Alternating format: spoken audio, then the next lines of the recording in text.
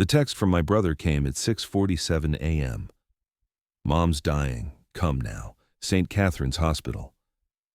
I hadn't spoken to Tyler in 3 years, but I was in my car within 5 minutes. Looking back now, I should have known something was off.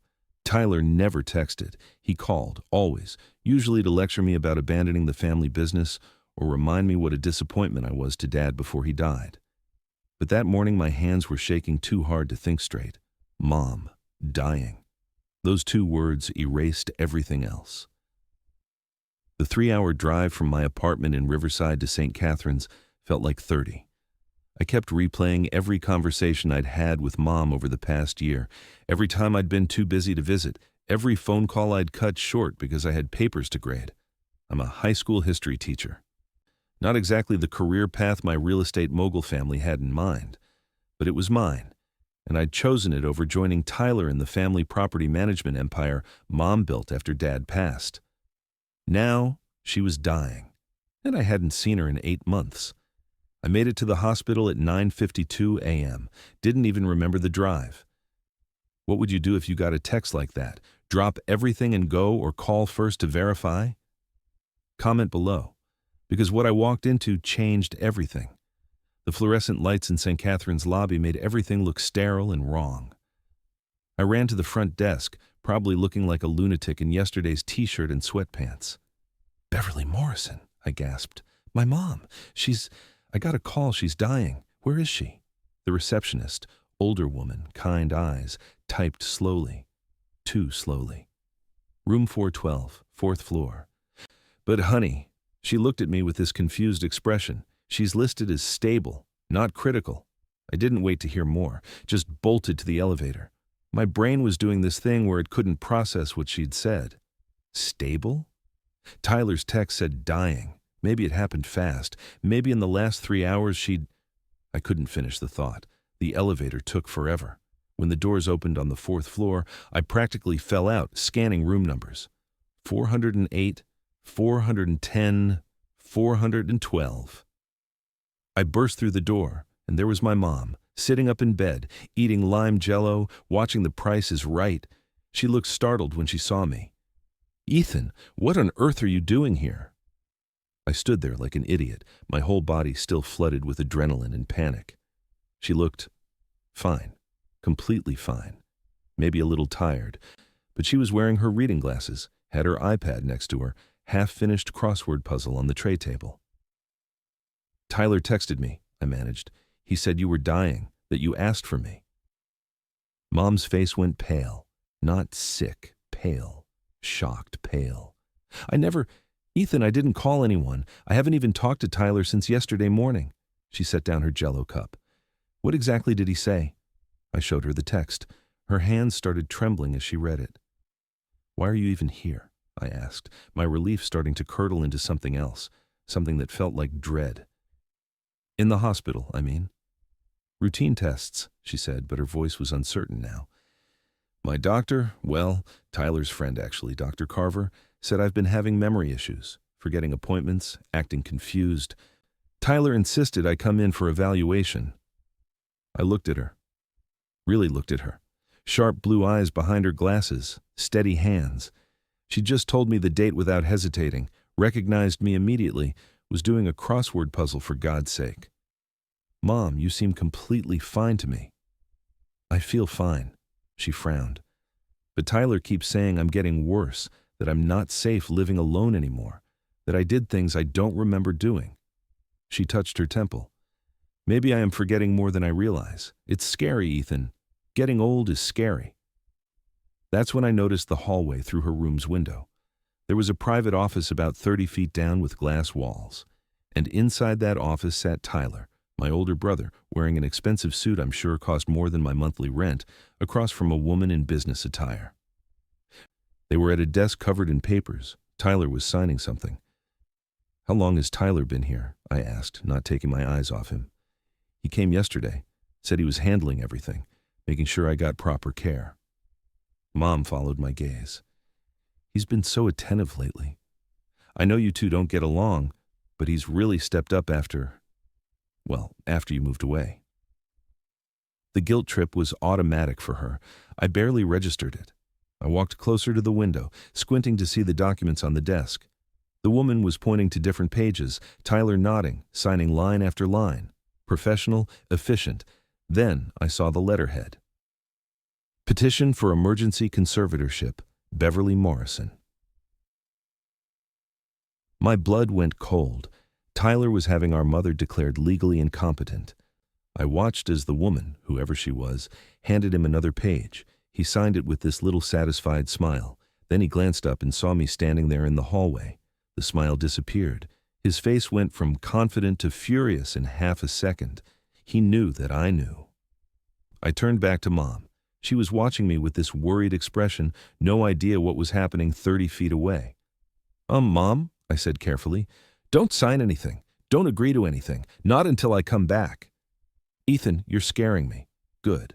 Be scared. I walked out of her room and headed straight for that office. Tyler was already standing, buttoning his suit jacket like he was preparing for battle.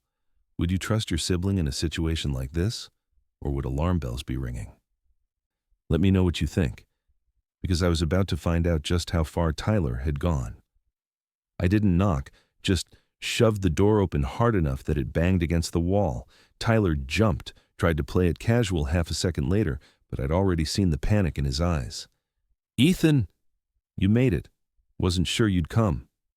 He gave me this fake concerned brother smile, the kind that made me want to punch him. How's your drive? The woman stood up, looking uncomfortable. Mid-40s, professional, holding a leather portfolio. I'm Patricia Hayes, patient advocate here at St. Catherine's. You must be Ethan. Tyler's mentioned you. I'm sure he has. I didn't shake her hand, just grabbed the papers off the desk. Hey, Tyler reached for them, but I stepped back. Petition for emergency conservatorship was stamped across the top in bold letters. I scanned the first page, then the second, my hands starting to shake. The petition claimed Mom had severe dementia, that she was a danger to herself, that she couldn't manage her own affairs, that she required immediate legal guardianship due to rapidly declining cognitive function and inability to make sound decisions regarding her health, safety, and finances. I'd just spent 10 minutes talking to her. She was doing a crossword puzzle. She remembered my name, where I lived, what I do for a living. This is bullshit, I said. Ethan, calm down, Tyler started. Don't tell me to calm down. I flipped through more pages. Medical records, doctor visits from the past 3 months showing progressive cognitive decline, failed memory tests, incident reports claiming she'd wandered from home confused, left the stove on, couldn't remember her own address. But attached to each report was a signature. Dr. Raymond Carver. Raymond Carver, I said. Your college roommate, Raymond? Tyler's jaw tightened. He's a respected neurologist. He's your friend. This is fraud. Patricia Hayes cleared her throat. Mr. Morrison, I understand this is emotional, but the documentation is quite thorough. Your mother's physician has recommended she doesn't have a physician named Raymond Carver. Her doctor is Ellen Park, has been for 15 years. Silence. I kept reading, my stomach turning. Prescriptions for medications Mom didn't recognize, dosages that made no sense, a whole medical history that didn't match the woman I'd just left in room 412. You've been manufacturing this, I said quietly. All of it. Tyler's mask slipped. Just for a second, I saw calculation in his eyes. Then, the concerned brother act was back. You haven't been around, Ethan. You don't see how bad it's gotten. Last week she left the stove on and nearly burned down the house. She called me at 2 a.m. thinking Dad was still alive. She can't manage her medications. You're lying. Am I? He stepped closer, voice dropping. Or have you just been too busy playing hero teacher to your teenage students while Mom actually needed you? I've been here, taking care of her, making the hard decisions you were too selfish to deal with. It was a good manipulation. Might have worked if I didn't know my brother. When's the hearing? I asked Patricia Hayes. She glanced at her watch. Uncomfortable. The emergency session is at 9:30. I looked at my phone. It was 10:14 a.m. Wait, I said slowly. The hearing started 45 minutes ago? Judge Morrison is waiting via video conference, Patricia said. Given the urgency of your mother's condition, there is no urgency. She's eating Jello and doing crossword puzzles. I turned to Tyler. You scheduled this while I was driving here. I scheduled it because Mom needs help. You scheduled it so I'd be too late to stop it. The office door opened and a nurse poked her head in. Ms. Hayes, Judge Morrison is asking about the delay. My mind was racing. If this conservatorship went through, Tyler would have complete control over Mom's estate. The property management company worth millions, the rental properties, her retirement accounts, everything Dad built, everything Mom grew after he died, gone into Tyler's pockets. I want to see her medication list, I said, right now. That's confidential, Patricia started. I'm her son, and if this conservatorship is about her health, I have a right to know what medications she's taking that are making her so confused. Tyler's face went pale, just a shade, but I saw it. Patricia looked between us, clearly wanting to be anywhere else. I'll need to check with, get the list. I wasn't asking anymore. She left. Tyler and I stood there in silence. I could hear the prices right through the walls. Someone had just won a car. You always thought you were better than me, Tyler said quietly, moving away, teaching kids about dead presidents instead of building something real. But you know what? I'm the one who stayed. I'm the one who actually cares about this family. No, I said. You care about the money. Patricia came back with a chart, handed it to me with visible reluctance. I read the current medication list: lorazepam, diazepam, diphenhydramine, trazodone, 4 different sedatives and anti-anxiety medications, all prescribed in the past 2 months by Dr. Raymond Carver, dosages high enough to make anyone seem disoriented and foggy. You're drugging her, I said. The office went dead quiet. That's insane, Tyler started. These medications would make anyone seem confused, forgetful, incompetent. I looked at Patricia. Who prescribed these? Does Beverly's regular doctor know about them? Patricia was reading over my shoulder, and I watched her face change, the professional neutrality cracking. Mr. Morrison, she said to Tyler. Did Dr. Carver coordinate these prescriptions with Mrs. Morrison's primary care physician? Of course, because I'm seeing 4 controlled substances prescribed by the same doctor within 8 weeks. That's highly irregular. I pulled out my phone and started recording. Tyler, did you give Mom these medications without her knowledge? His face went white. You can't record in here. Did you drug our mother to make her seem incompetent so you could steal her money? Ethan, stop, but I was already dialing 911. Patricia Hayes stood up. Sir, please, this is a hospital. Then you probably want to know there's a crime in progress, I said. The line was ringing. Because my brother just committed elder abuse. Tyler lunged for my phone, but I stepped back. The 911 operator answered. I need to report elder abuse and conservatorship fraud, I said, keeping my eyes on Tyler. St. Catherine's Hospital, 4th floor. My brother is attempting to have my mother declared incompetent while she's being drugged without her consent. Tyler's hands were shaking now, not with rage, with fear. The police are coming, I told him, and you're going to explain every single one of those medications. Have you ever caught someone in a lie this big? What did you do?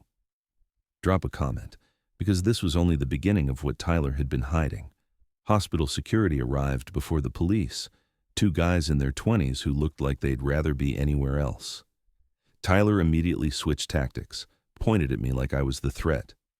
My brother's having some kind of breakdown, he said, voice all reasonable and concerned.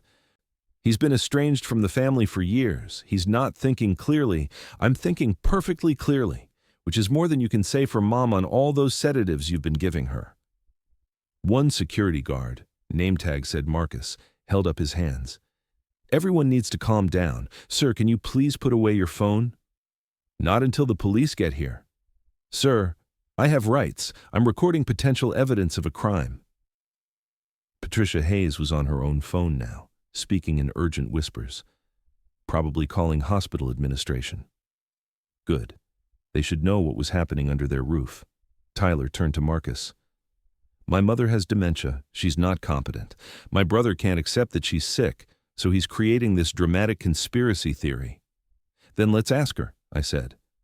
Let's go to room 412 right now and ask Mom if she knows she's taking 4 different sedatives.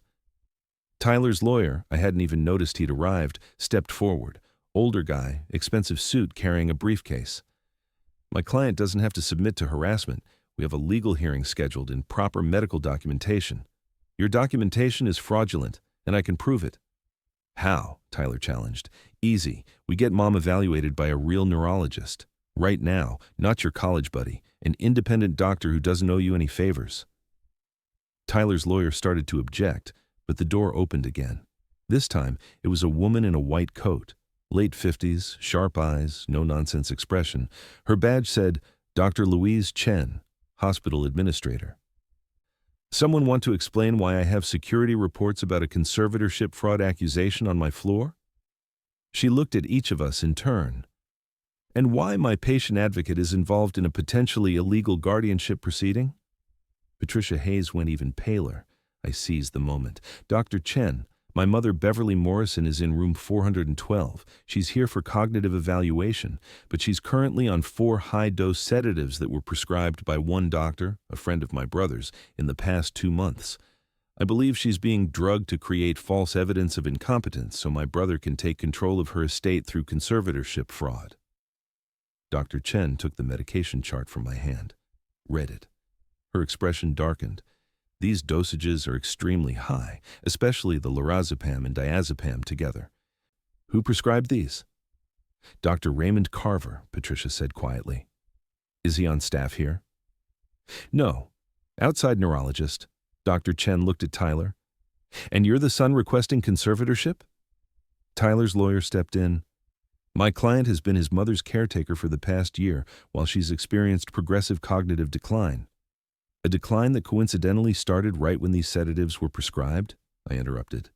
Dr. Chen held up her hand. I'm ordering an immediate blood panel and requesting Dr. Patel, our chief neurologist, to evaluate Mrs. Morrison. Right now.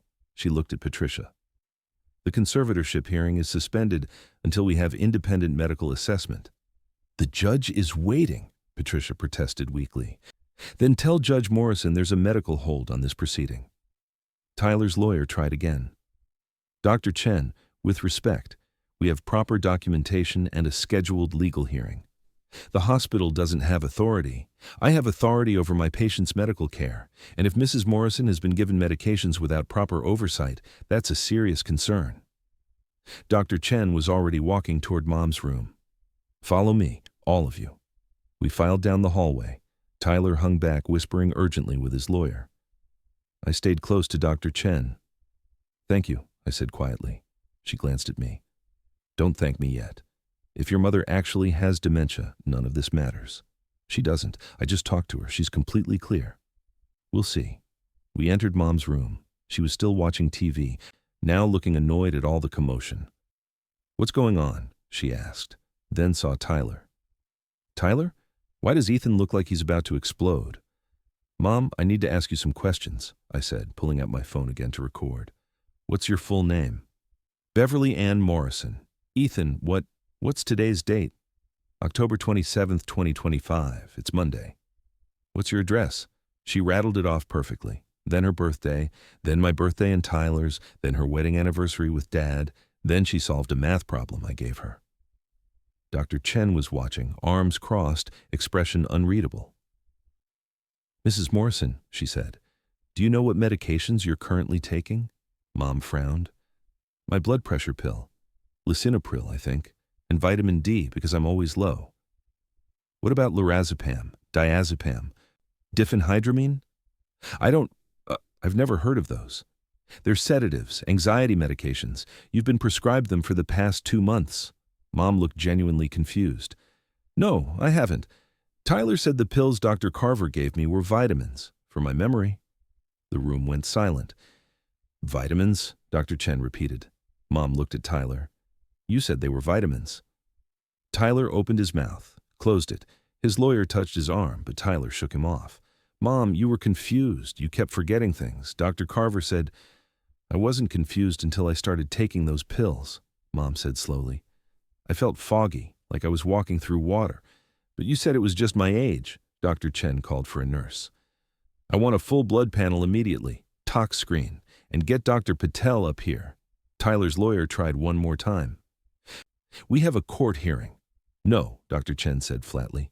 You have a potential elder abuse investigation. If those pills show up in her blood and she didn't knowingly consent to them, your client has committed a crime. 2 police officers arrived then. The security guards must have called them when I did. I showed them everything. The texts, the conservatorship petition, the medication list, Mom's clear, coherent answers to my questions. The fact that she had no idea she'd been taking sedatives. One officer, older woman, looked like she'd seen everything, went to talk to Mom directly while her partner took statements from everyone else. That's when Tyler finally broke. "This is ridiculous," he shouted. "I've been taking care of her. Do you know how much work it is? How much I've sacrificed?" Ethan disappeared for years while I handled everything, the business, the properties, her appointments, everything. "And now you want to be paid," I said quietly. "I deserve—" He caught himself. Too late. The officer taking statements looked up sharply. "Deserve what, Mr. Morrison?" Tyler's lawyer put a hand on his shoulder. "Don't say anything else."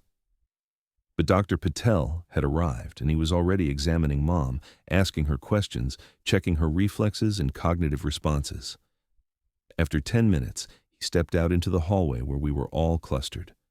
Preliminary assessment: Mrs. Morrison shows no signs of dementia or significant cognitive impairment. She's oriented to person, place, and time. Memory intact, reasoning skills appropriate. If she's been displaying confusion, it's not due to a degenerative neurological condition. "Could it be the medications?" Dr. Chen asked. "Absolutely. The combination and dosages would definitely cause significant impairment, confusion, memory problems, disorientation, especially in someone her age." The officer who'd been talking to Mom came back out. "Mrs. Morrison says she never consented to taking these medications. Says her son told her they were vitamin supplements." Tyler started to speak, but his lawyer cut him off. "We're not answering any more questions." Too late. The police were already running Tyler's name, and something popped. The older officer got a call, stepped away for a minute, came back with a different expression. "Mr. Morrison, we're going to need you to come down to the station." "Why?" Tyler demanded. "Because we've just been informed that there are some irregularities with your mother's bank accounts. Unauthorized transfers over the past month totaling around $300,000. The hallway seemed to tilt. $300,000? Mom's voice was small, shocked. She was standing in her doorway now, supported by a nurse. "Tyler," I said, "what did you do?" But he wasn't looking at me. He was looking at Mom, and for just a second, I saw something that might have been guilt, or maybe just fear of getting caught. I was managing her finances. She wasn't capable. "I never gave you permission," Mom said. "I never signed anything." The police officer pulled out handcuffs. "Mr. Tyler Morrison, you're under arrest for suspicion of elder abuse and financial fraud." As they cuffed him, Tyler looked at me with pure hatred. "You just destroyed your own brother," he hissed. "I hope you're proud." "You destroyed yourself," I said. They led him away. His lawyer followed, already on his phone. Mom collapsed into a chair in her room, shaking. I sat next to her and we didn't say anything for a long time. What would you do if you discovered a family member had betrayed you like this? Could you ever forgive them? Leave your thoughts below. Because this was the day our family broke into pieces that could never be put back together. 1 week later, I was sitting in Mom's kitchen, the house I grew up in, drinking coffee that was too strong and watching her stare at financial statements like they were written in a foreign language. $300,000, she said again. Just like she'd said it about 50 times since we got the full accounting. Gone. Just gone. "We'll get it back," I told her. Same thing I'd said every time. "The prosecutors are confident. Tyler has to pay restitution." She didn't look convinced. Honestly, neither was I. The past week had been a nightmare of police statements, lawyer meetings, and depositions. Tyler was out on bail. His wife had put up their house, but he wasn't allowed contact with Mom. The investigation had uncovered way more than just the $300,000. Forged power of attorney documents, changed property deeds on 2 of Mom's rental units, fraudulent signatures on business contracts. Tyler had been systematically positioning himself to take over her entire estate for at least 6 months, maybe longer. The drugging was just the final play. Dr. Raymond Carver was under investigation by the medical board, apparently falsifying patient records and prescribing controlled substances to someone who wasn't actually your patient is frowned upon. Who knew? "I thought I was losing my mind," Mom said softly. I kept feeling so confused, so foggy. I'd forget where I put things, forget conversations. I was terrified it was Alzheimer's like your grandmother. It wasn't you, it was the drugs. But I took them. Every morning Tyler gave me those pills with my coffee, and I took them. I trusted him. That was the part that kept breaking her, not the money, the betrayal. "He's my son," she whispered. "I carried him for 9 months. I raised him. How could he do this to me?" I didn't have an answer. Still don't. The criminal trial was scheduled for 3 months out, but Tyler's lawyer had already approached the prosecutors about a plea deal.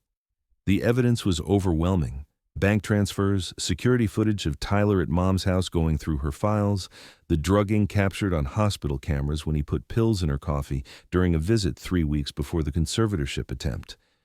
His lawyer was smart enough to know they couldn't win. 2 months later, we sat in a courthouse while Tyler pleaded guilty to elder abuse, financial fraud, forgery, and attempted conservatorship fraud. The judge wasn't sympathetic. "Mr. Morrison, you systematically exploited and abused your own mother for financial gain. You drugged her, falsified medical records, and attempted to steal her life savings and her life's work. This is one of the most egregious cases of elder abuse I've seen." Tyler got 8 years. Could have been 15, but the plea deal knocked it down. Dr. Raymond Carver lost his medical license permanently and got 2 years for his role. Tyler's wife filed for divorce before the sentencing, claimed she had no idea what he'd been doing. Maybe that was even true. She got custody of their kids. My niece and nephew I barely knew. Doubt I'll ever see them again. Patricia Hayes, the hospital patient advocate who'd been helping Tyler rush through the conservatorship, was fired. Turned out she had a history of steering vulnerable patients toward certain lawyers and guardians. The hospital settled with Mom for $500,000 to avoid a lawsuit and the publicity nightmare. The property deeds were reversed. The $300,000 was recovered from Tyler's accounts. He'd been stupid enough to keep it in his name. Mom's estate was restored to exactly what it had been before Tyler started his scheme. Except it wasn't the same. Not really. Now it was 2 years after the sentencing, and I was back in Mom's kitchen again. But this time, it felt different. Lighter. She'd sold the property management company, not because she couldn't run it anymore. She absolutely could, and she'd proven that by rebuilding it after Tyler's damage, but because she wanted to. She'd hired a professional management team, made a fortune on the sale, and now spent her time mentoring women entrepreneurs and serving on non-profit boards. "I'm testifying at the state capitol next week," she said, showing me the invitation on her iPad. "They're considering new conservatorship laws, requiring independent medical evaluations, judicial oversight, mandatory investigations before emergency guardianships." "Because of what happened to you?" "Partially. Turns out I wasn't the only one. There are hundreds of cases like mine every year, family members exploiting elderly relatives through fraudulent conservatorships. I want to make it harder for predators like Tyler." She didn't flinch when she said his name anymore. That was new. "Has he written again?" I asked. "Twice. Both letters went straight in the shredder. Tyler had sent his first letter about a year into his sentence. Some rambling thing about how sorry he was, how prison had changed him, how he understood now what he'd done. Mom read the first paragraph and burned it in the fireplace. The second letter came 6 months ago. She didn't even open it. "He gets out in 4 years with parole," I said. "He's not welcome in my life when he does." Mom's voice was steady, final. "I mourned my son, the one I thought I had. This person in prison isn't someone I know." My phone buzzed. Text from my girlfriend Sarah. "Dinner at 7? Want to finally meet your mom?" I'd been dating her for 8 months. She knew everything about Tyler, the trial, the whole nightmare. Still wanted to meet my family. Well, what was left of it? "Sarah wants to come over for dinner," I said. Mom smiled. "The teacher?" "Librarian. Close enough. Bring her. I'll make lasagna." It was such a normal thing to say, a normal mom thing. For a while after everything happened, I didn't know if she'd ever be normal again, if we'd ever be normal again. But we were trying. I visited every month now. We video chatted twice a week. I knew her medications, the real ones, her doctor's name, Dr. Ellen Park, back where she belonged, and her schedule. I knew because I asked. because I paid attention, because I'd learned what happens when you don't. I need to tell you something, Mom said suddenly. I updated my will. Mom, listen, you're now successor trustee, medical power of attorney, and executor. Everything's in your hands if something happens to me. I've also set up safeguards, multiple attorney reviews required for any major financial decisions, mandatory independent evaluations for any health concerns, oversight from my financial advisor and my board of directors. You really think? I don't think anything. I'm being careful. I won't be caught off guard again. Fair enough. What about Tyler? I asked. In the will? Nothing. He forfeited his inheritance when he tried to steal it. She looked at me. Do you think that makes me a bad mother? I think that makes you someone who won't reward criminal behavior. She nodded slowly. Sometimes I wonder if I failed him somehow. If I raised him to be so greedy, entitled, willing to drug his own mother? Yeah, those things. You didn't fail him. He made choices, bad ones. That's on him. I meant it. Tyler had every advantage. Good parents, good education, opportunity handed to him on a silver platter. He'd chosen to take more than he was given, chosen to hurt the person who'd given him everything. That wasn't on Mom. That was on him. The prosecutors told me something, Mom said after a while. They think if you'd arrived at the hospital 30 minutes later, the conservatorship would have been granted. The judge was already prepared to sign. Tyler timed it perfectly. But I didn't arrive 30 minutes later. Because you came when he called. Even though you hadn't spoken in years, even though you two didn't get along, you came. Of course I came.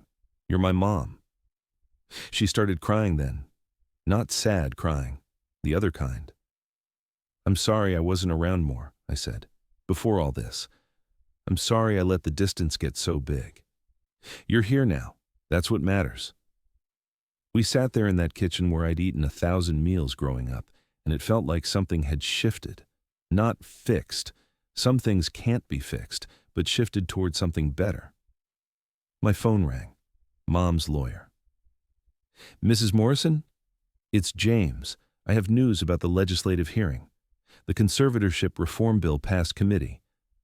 It's heading to the floor, Mom put him on speaker. What does that mean? It means your testimony made a difference. If this becomes law, there will be mandatory independent medical evaluations for all emergency conservatorships, judicial review within 48 hours, and criminal penalties for anyone who falsifies evidence. Other states are watching too.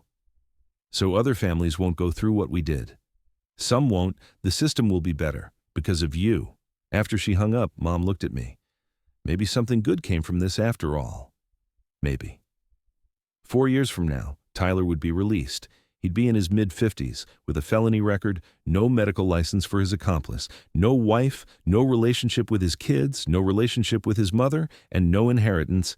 He'd have nothing but the consequences of his choices. I didn't feel sorry for him. Some people might think that's cold. Maybe it is. But Tyler didn't just steal money. He stole Mom's sense of safety, her ability to trust, months of her life spent confused and scared. You don't forgive that. You don't forget it. You just survive it and try to build something better on the other side.